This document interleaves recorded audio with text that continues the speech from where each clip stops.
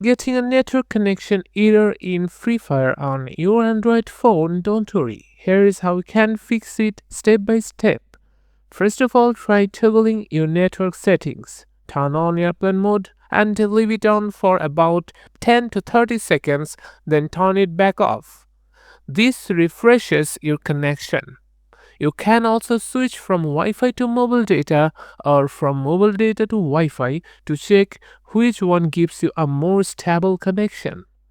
Next, restart your phone. A simple restart can fix IP or DNS issues that might be causing the error. Go to Settings, then Apps, App Management or Manage Apps depends on your phone model, then find Free Fire from the list.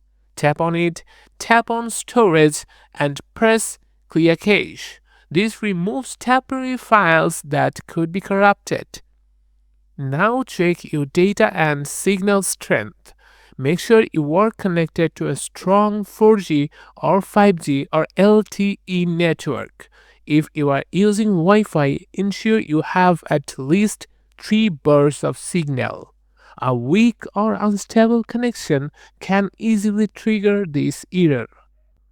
You should also close all the background apps. Apps running in the background use bandwidth and memory, which can affect your game's connection performance. If the issue is still not fixed, try resetting your network settings. Go to your phone's system settings and reset the network settings. This can resolve deeper network registration issues. As a last resort, uninstall Free Fire completely and reinstall the latest version from the Play Store. Now here are some common reasons why this error happens. The most common one is unstable internet, where the connection keeps fluctuating and causing temporary signal loss.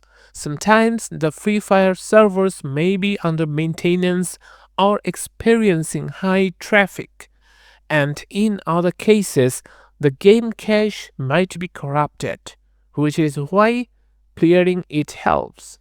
That's it for this tutorial. If this helped you out, make sure to like and subscribe for more helpful videos.